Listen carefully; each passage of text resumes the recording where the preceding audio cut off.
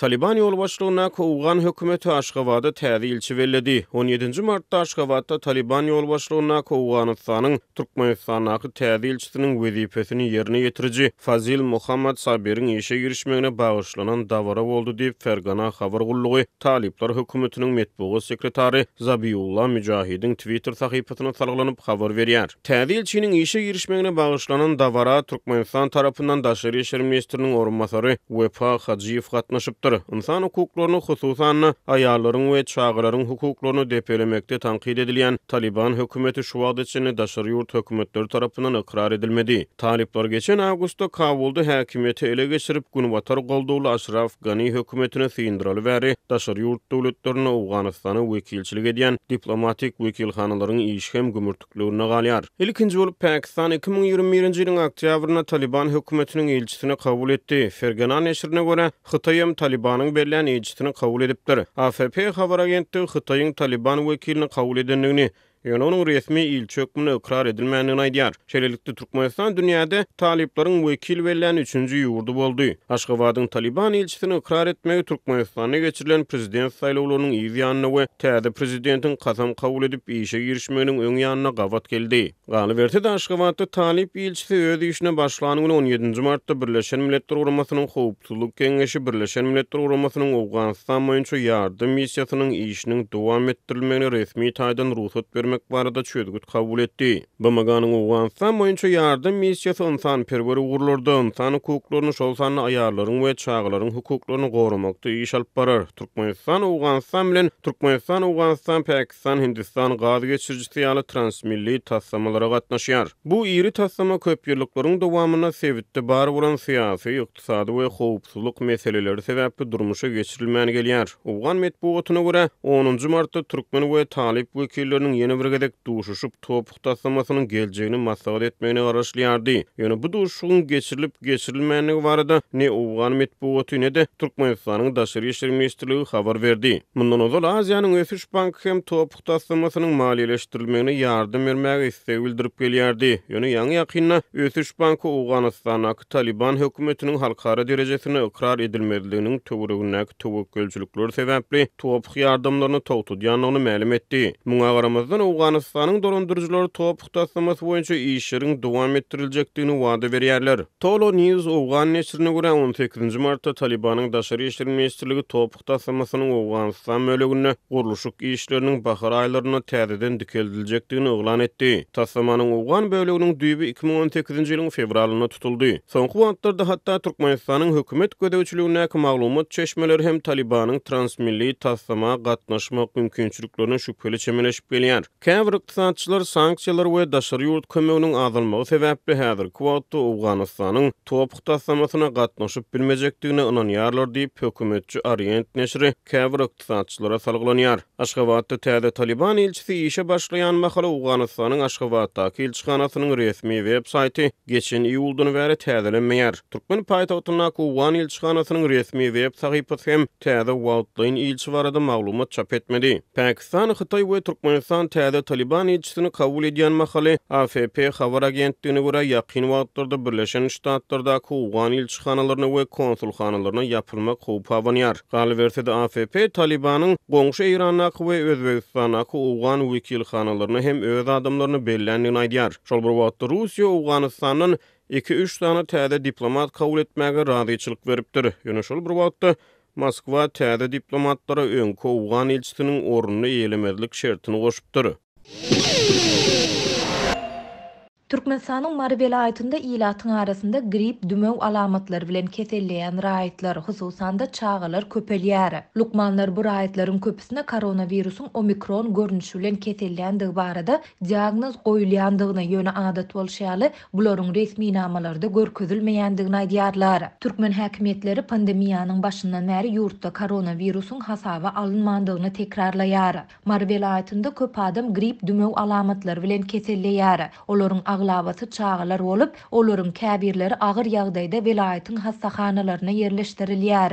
Çağalaryň ählisine diýen ýaly ýiti öýkün sowuklamasy diýen diagnoz goýulýar diýip welaýatyň hassahanalarının birinde işleyen Marly Lukman anonimlik şertinde 17 martda gurrun berdi. Şol bir wagtda ol grip dümew alamatlary bilen keselýän uly ýaşly adamlarda giň gerimde Covid testlerinin geçirilýändigini aýdyp, olaryň aglabasynyň pozitiv netije görkezýändigini hem belleýär. Bu näsaglara koronavirusyň omikron görnüşi bilen keselýändigi barada diagnoz goýulýar. Ýöne diagnozlar resmi namalarda görkezilmeýär. Omikronly hassalar welaýatyň ýokunç keseller hassahanasyna yerleşdirilýär. Bu hassalaryň saglyk ýagdaýlary kanagatlanarly diýip Lukman aýtdy. Habarçymyz bilen söhbetdeş bolan Marly Lukmanlaryň inçemesiniň sözlerine görä, häzirki wagtda koronavirusyň omikron görnüşi welaýatyň Serhedabad, Ýolatön we Türkmenhala etraplarynda ýaýraýar. Habarçymyz adaty grip dümegi we koronavirus bilen keselleýänleriň köpelmeginiň arasynda dermanhanalara barýan adamlaryň sanynyň hem gözü görteli artandygyny aýdýar. Bu adamlaryň köpüsi gripa garşy dermanlary satyn alýar diýip bir dermanhana işgäri anonimlik şertinde habarçymyza gurrun berdi. Bu aralykda yerli saglyk öýleriniň bir näçe işgäriniň aýtmagyna görä Lukmanlara we şepaat uýalaryna raýatlaryň öýlerine aýlanyp olary öýde üzerlik tutedip bu ýonyň köküni içmegi maslahat bermek barada buyruk berildi. Ýöne saglyk öýleriniň Lukmanlary köplenç öýme öý aýlanmagyň deregine ýaşaýjylara jaň edýärler we olary saglyk öýlerine çagyrýarlar. Ary çäk saklamaklyk dowam edýär diýip efirde atlandyrylmasyzlygyny soran Maşgala Lukmana aýtdy. Adatlyk baýdylanlar barada Mary welaýatynyň saglyk müdirliginden goşmaça maglumat ýa kommentari almaga synançdy. Ýöne redaksiýamyzyň 17 martda eden synançyklary netije bermedi. Türkmenistanda ýanwaryň ortalarynda öýlan edilen koronavirus çäklendirmeleri henidem saklanýar. Bazarlar, söwda merkezleri, restoranlar, kafeler, dellekanalar ýaly ilata hyzmat ediş nokotlary ýapyklygyna galýar. Bu gulplamanyň öýlan edilmegi ýurdun dürli sebitlerinde koronavirusyň omikron görnüşi bilen keselleýänleriň köpelendigi barada habarlaryň gelip gowuşýan mahalyna gabat gelipdi. Adatlyň ýurdun saglygy goraýyş ulgamyndaky çeşmelerine görä 2020-nji ýylyň martyndan bäri Türkmenistanda Covid-19-dan 25 000 adam ýok bolupdyr. Bu habarlaryň arasynda has takygy ýanwaryň ahirinde Türkmen häkimetleri ýurdun dürli sebitlerinde şol sanda Aşgabat şäherinde Mary we Lewap welaýatlarynda ilata booster sancymyny etmek işlerine hem girişdi. Martyň başynda mardak habarçylarymyz Covid-19'a karşı 3-nji booster sancymyny urdurmadyk büdjet işgärleriniň töleksiz zähmet ruhsatyna iýerilýändigini habar berdiler. Bu aralykda şu neçenli ýurtda koronavirusyň ýeke hadisasynyň hem resmi taýdan hasaba alınmandygyny öňe sürýän Türkmenistanyň koronavirus çäklendirmeleri sebäpli ýatyrylan Moskwa Aşgabat aralygynda göni uçor gatnawlaryny 27 martdan başlap iýdigderli ýola goýýandygy barada habarlar peýda boldy. Bu barada hökümetçi Orient neşri Russiýanyň syýahatçylyk operatorlary bileşigine salgylanyp 17 martda habar berdi. Türkmen mediasy beýleki ýurtlar bilen aradaky iýdigderli uçor gatnawlarynyň açyljak wagty barada habar bermeýär. Mary welaýatynyň häkimetleri hepdäniň ahirinde geçiriljek ähli halk bag ekmek dawarasyna güýçlü depginde taýýarlyk görýär. Taýýarlyklaryň çäginde bag ekiljek meýdanlarda we köçelerde arassaçylyk işleri geçirilýär. Bu işlere jemaat hojalygy gullugyna deýişli idaralaryň işgärleri bilen bir hatarda büdjet işgärleri mejburi gatnaşdyrylýar. Bag ekmek dawarasy bilen bagly geçirilýän çäreler ýurtda möhüm syýasy wakanyň boljak, ýagny Türkmenistanyň täze saýlanan prezidenti Serdar Berdimuhammedowyň prezidentligi kasam kabul etjek gününe gabat gelýär. Mary welaýatynda şenbe we ýekşenbe günleri geçiriljek uly ýowara berk taýinlik görülýär. Bu ýowarda her idare kärhana öz bellenen uçastyklarynda, ýagny uly ýollaryň gyralarynda bag ekmeli edildi diýip ýagdaýdan habarly çeşmämiz 18 martda gurrun berdi. Adatlyk radiosynyň mardak habarçysynyň maglumatlaryna görä soňky günlerde sebitde ýagynly howa şertleri sebäpli ýowara görülýän taýýarlyklar idare kärhanalaryň içinde geçirildi. Bu çärelerin çäginde idaralaryň içleri arassalandy, dezinfeksiýa we ýüzärlik tütetmek işleri geçirildi.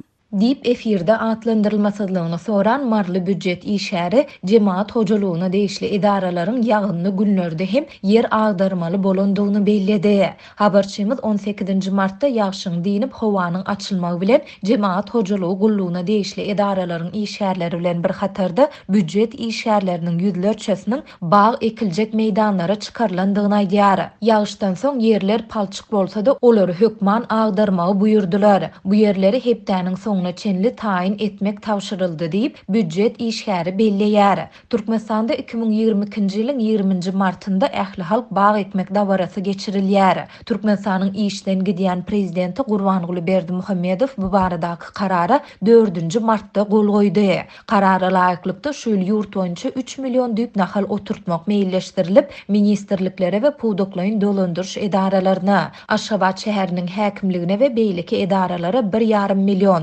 vilayetlaryň häkimliklerine de 1,5 million düýp nahalyň ekilmegini üpçün etmek tawşyryldy. Ýöne habarçymyz bu baglaryň adat bolşýaly büdjet işärleriniň maddi serişdesiniň hasabyna satyn alynýandygyny aýdyp, olardan geçen ýyllardaky ýaly bu ýyl hem pul ýygnalýandygyny habar berýär. Ekiljek baglar üçin işärleriň her birinden edara kärhanadaky işärleriň sanyna görä 10-20 manat çöplenýär. İşärler bu puly naqd tapşyrmaly hem işeki bolşýaly işärler işinden kolmakdan alady edip sesini çykarman gorkýarlar. Dip büdjet işgäri belledi. Habarçymyz 19 martda ýurduň döwlet telewiziýasy üçin reportaj taýýarlanjak meýdanlara da her edaradan 5 adamyň barmaly edilendigini habar berýär. Şu gün bu yerlerde hem arasaçylyk işleri geçirilýär. İşgärler bu yerlere özlerine derek hakyna adam tutup iýberýärler. Olar bu adamlara 40 manat töleýärler. Telewiziýa düşüriljek yerlerde ýaşullar hem bağ ekerler. Büdjet işgärleri sport egin eşiklerinde bararlar diýip büdjet işgäri aýtdy. Onuň sözlerine görä edara ýolbaşçylary türkmen telewiziýasyna suraty düşüriljek büdjetçilere ýüzleriňiz şadýan bolup, ähli zadyň gowdugyny ýüzüňiziň mimikasy bilen düşündirmek gerek hem diýdiler. Resmi media bu çäräniň ýurda bagy bosandyga öwürmek, tokoýzolaklaryny döretmek we ekilen bağ nahallaryna talabalaýyk iýdek etmek maksady bilen geçirilýändigini tekrarlaýar. Ýöne habarçymyz bilen söhbetdeş bolan yerli synçylar we büdjet işgärleri muny häkimetleriň täze prezidentiň wezipä kasam etjek gününde ilatyň ünsüni başga zada soğup, olary güýmäp, bolaýmagy mümkin näýilerlikleriň öňüni almak taýlalarynyň bir bölegi diýip häsiýetlendirýärler. Bağ ekmek çäresi her ýyl hem geçirilýär ýöne şu ýyl bu çäreler inaugurasiýa dawarasynyň geçirilýän güni bilen utgaşdyryldy. Häkimetler adamlary bağ etmek çäresine çekip, ähli zat gulaly gulluk diýen atmosferany döretjek bolýarlar. Dip büdjet işgäri sözüne goşdy. Bellesek Türkmenistanda köpçüliklerin saýlaw biýdüzgünçilikler bilen geçirilen 12 mart irki prezident saýlawlarynyň ýygyny merkezi saýlaw topary işden gidýän prezident Gurbanguly Berdimuhammedowyň ogly Serdar Berdimuhammedowy ýeňji ýylan etdi. Serdar Berdimuhammedow 19 martda Aşgabatyň Owuzhan köşkleri toplumynda prezidentlige kasam kabul eder. Ol ykdysady kynçylyklardan, garyplykdan, korrupsiýadan we giň-ýaýran işsizlik ejir çekýän ýurdu miras alýar. Türkmenistanda her ýyl bahar we güýz pasyllarynda millionlarça düýp nahal oturdurýar. Häkimetler bu işe harçlanýan serişdeler olar üçin büdjet işgärlerinden we taliplerden ýygnalýan pullar we düýp tutmadyk baglar barada maglumat bermeýärler. Ýöne muny tebigaty goramak we çölleşmäge garşy görüş tagallalary bilen düşündirýärler. Emma halkara metbuatynda çykýan habarlarda ýurduň howa goýberýän zäherli gazlaryndan uly alada bildirilýär.